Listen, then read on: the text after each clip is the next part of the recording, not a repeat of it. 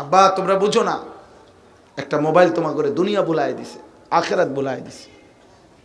একটা সামান্য দুষ্ট চরিত্রহীন নারীর প্রেম তোমার করে দুনিয়া বুলাই দিছে।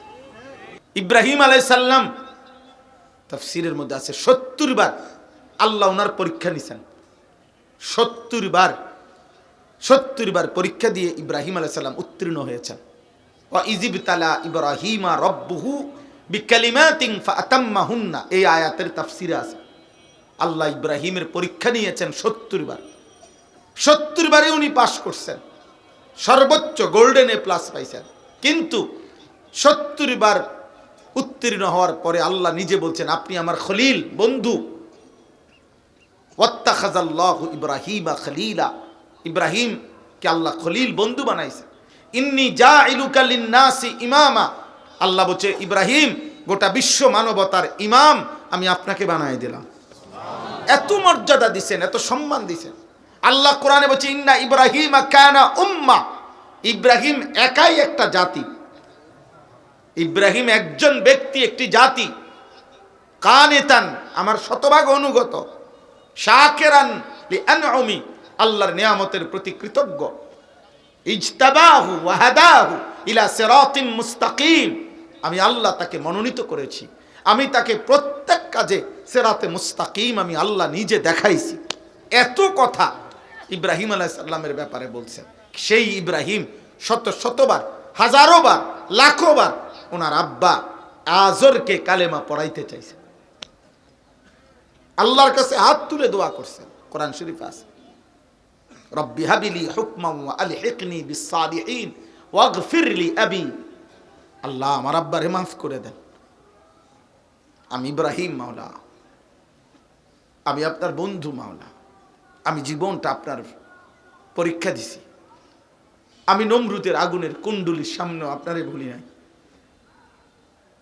আপনারে ভুলি নাই। ফেরেশতারা পর্যন্ত সাহায্য করতে চাইছে। ইব্রাহিম আলাইহিস সালাম বলছে না ফেরেশতা তোমরাও সরো, আমার আল্লাহই যথেষ্ট। এটা তাফসীরে আছে। কিন্তু আল্লাহ বলছে না ইব্রাহিম তুমি আমার খলিল, তুমি ইমাম, তুমি জাতি, তোমার সব মর্যাদা ঠিক আছে, ভালোবাসা ঠিক আছে, কিন্তু আমি সিদ্ধান্ত তোমার বাবার ঈমান দেব না, দেব না তো দেবই না। তো ঈমানদার হয় নাই। কি মনে করছে, কি ভাবছে? নূহ আলাইহিস সালাম ৯৫০ বছর, ৯৫০ বছর এক টানা মানুষকে আল্লাহর দিকে ডাকছে। আমরা বললাম তো আমরা 2 দিনে ক্লান্ত হয়ে গেছি। আমরা 21 বছর, আমার ওয়াজের এই ছোট্ট বয়স 21 বছর, আজ ক্লান্তি ধরে গেছে শরীর, কোমরে সারাক্ষণ ব্যথা করে, গলায় 2 বার অপারেশন হয়েছে আমার, চোখে ছোট লেখা কম দেখি। তাইলে 21 বছরের ভিতরে যদি এতটা ক্লান্ত হয়ে যায়, এতটা রোগাক্রান্ত হয়ে যায়, ৯৫০ বছর তিনি মানুষকে আল্লাহর কথা বলছে।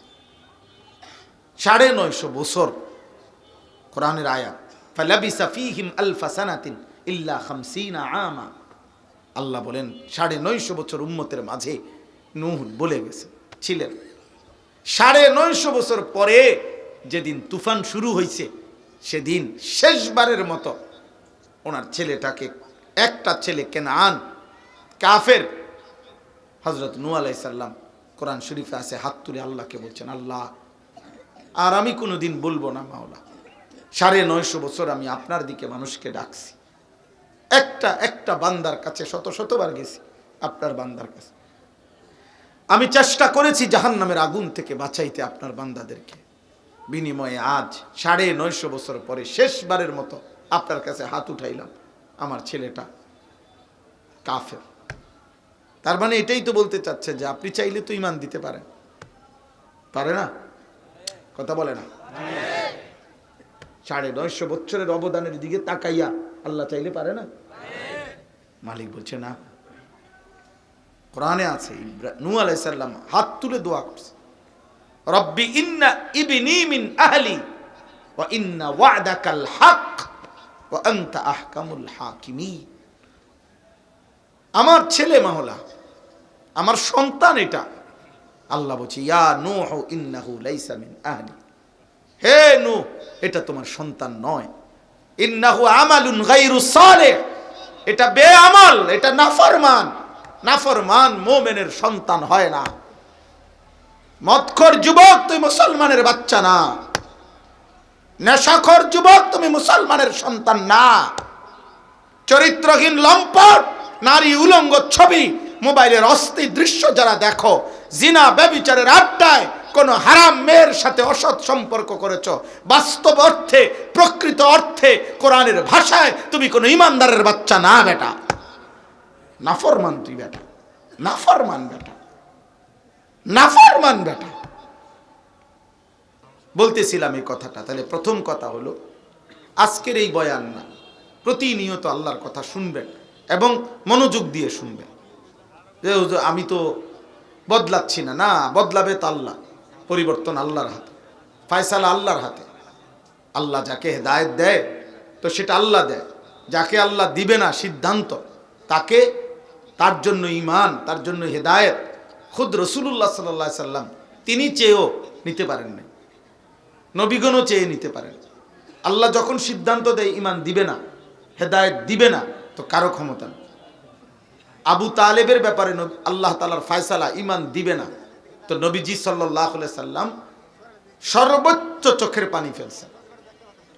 হাদিসের বক্তব্য, বুখারীর রিওয়ায়াত, নবী সাল্লাল্লাহু আলাইহি ওয়াসাল্লাম বলছেন আবু তালেবের ব্যাপারে, ইন্তেকালের সময় বলছেন, শত শতবার কালিমা পেশ করছেন। ফালাম ইয়াজাল রাসূলুল্লাহ সাল্লাল্লাহু আলাইহি ওয়াসাল্লাম ইয়ারিদুহা আলাইহি, বারবার কালেমা পেশ করছেন, কালেমা পড়ে নাই।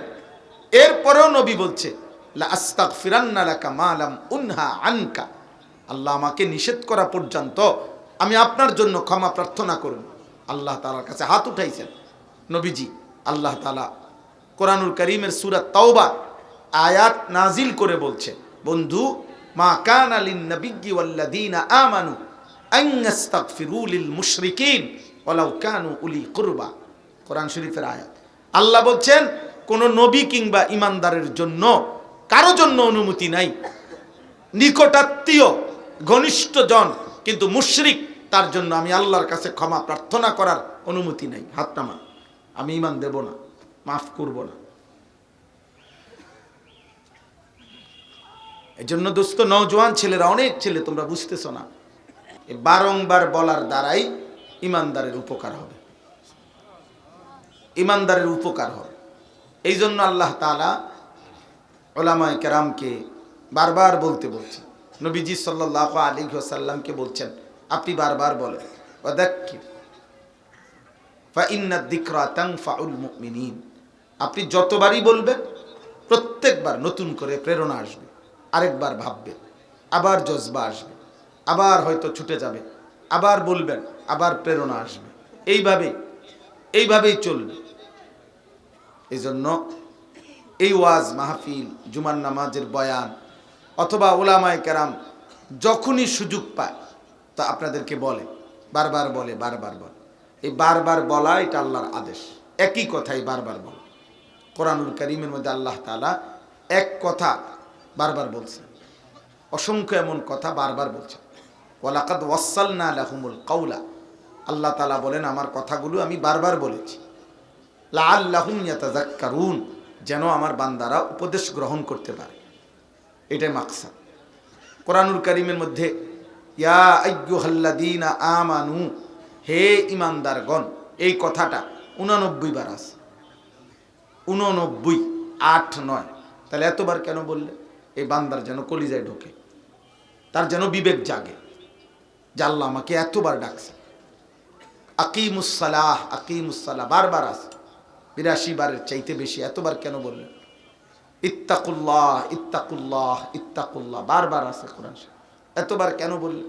বান্দার কলিজায় যেন ঢোকে, হৃদয় যেন জাগে, বিবেক যেন নড়ে, অনুভূতি যেন হয়, অনুভূতি যেন জাগে।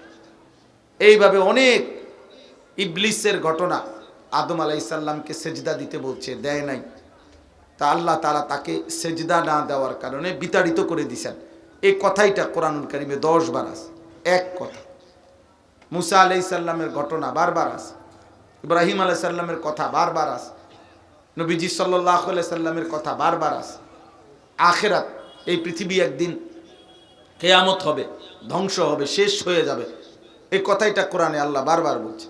ইজাস সামাউন ফাতারাত, ইজাস শামসু কুవ్বিরাত, ইজাস সামাউন শাক্কাত, হাল আতাকা হাদিসুল গাশিয়া, আল কারিআতু মাল কারিআ, ইজা জুলজিলাতিল আরদু জিলজালাহা, ইজা ওয়াকাআতিল ওয়াকিআ, লা উকসিমু বিয়াউমিল কিয়ামা। এইভাবে বারবার আছে, একই কথা, একই কথা বারবার আছে, বারবার আল্লাহ তাআলা বারবার বলছে, যেন বান্দার দিলে ঢোকে, বান্দা যেন কথাটা বিশ্বাস করে, বান্দা যেন হৃদয় দিয়ে ভাবে। মানুষও দুনিয়ার মধ্যে দেখেন বিবেকের দাবি এটা, মানুষ যখন বারবার কোনো কথা বলে তখন অন্য কেউ বলে যে ভাই দেখো তোমারে এতবার বলতেছে, তোমার উচিত কথাটায় গুরুত্ব দেওয়া। তোমার মা তোমারে এতবার ডাকতেছে, তোমার বাবা তোমাকে এতবার ডাকতেছে, তোমার বন্ধু তোমাকে এতবার বলতেছে। এইভাবে বারবার বলার দ্বারা হৃদয়ে গাঁথে, অনুভূতি হয়, বিবেক। ভাই আর ঝামেলা করো না, আল্লাহর ওয়াস্তে কোনো ঝামেলা করো না, সাবধান। কিন্তু মনোযোগ নষ্ট করো না, কারো কোনো তামাশা করবা না নতুন করে। বসো, তুমি সরো এতে, সরো সরো এতে, সরো। তখন ঘাস কাটতে আছে। জি, এটা একটা ধৈর্যের ব্যাপার, জানেন না? সর্বোচ্চ উচিত আমরা যদি এই শুধু মোবাইল রে, ছবি রে, ভিডিও রেকর্ডিং, হই হুল্লুর হাঙ্গামা, স্লোগান, তো কি হইল এতে? এরপরে কি? প্রত্যেকে আপনারা কষ্ট করে আসছেন, আপনার রাত 11টা বাজে গেছে, এর উপরে বাজে, তাহলে আপনাদের ক্লান্তি আছে, ব্যস্ততা আছে। আমি আজকে 3 দিন বাইরে বাইরে, পথে পথে, সেই সোমবার দিন বের হয়েছি, এখনো পথে পথে, বাসায় যাই নাই, এই পথে পথে ঘুমাই, একটু একটু সময় পাইলে ঘুমাই, একটু বিশ্রাম করি। কালকে রাজশাহী ছিলাম, একদিনে মনে 5 বার বয়ান করছি। শেষ যখন বয়ান করছি রাত 2:30 বাজে, বিশ্বাস হয় তোমার? বরাবর 2:30 বাজে। মানে আমি একটা মাদ্রাসায় আমি একটু ঢুকছি, চা খাবো, ওখানে দেখছি ওখানে অনেক মানুষ বসে রয়েছে। বললাম তো ঠিক আছে, আপনার ঘরে একটু দুর্বাস করি, এমনি মানে বললাম যে হয় দেন, মাইক দেন। হেরার একটা ছোট বক্স আছে, বলে ওইটা আনছে, ওইটা দিয়ে ওয়াজ। 2:30 বাজে, তো আমার ড্রাইভার খাদে আমার অবাক যে একটু কথা হইলো, এটা বুঝি ওয়াজের টাইম। ওয়াজ টাইম টুইম কি? আমার আল্লাহর কথা বলতে থাকা, আল্লাহর জন্য বলতে থাকা, কবি ইধার কবি উধার, কবি জমি পর কবি আরশ, কবি উনকে দর কবি দর বদর, গমে आशिकी तेरा शुक्रिया मैं कहाँ कहाँ से गुजर गया, कभी हो रास्तों में तन्हा कभी हो गुरूद सहरा, मैं जुनू का हम सफ़र हो मेरा कोई घर नहीं है। এটা আল্লাহর পথে যিনি দায়ী হয় তার মেজাজ এটা হওয়া উচিত। কোনো টাইম টেবিল নেই, কোয়েলাও শুনে বলতে থাকো, প্রতিটা সুযোগ কাজে লাগানো উচিত, প্রতিটা সুযোগ কাজে লাগানো উচিত। এজন্য দোস্ত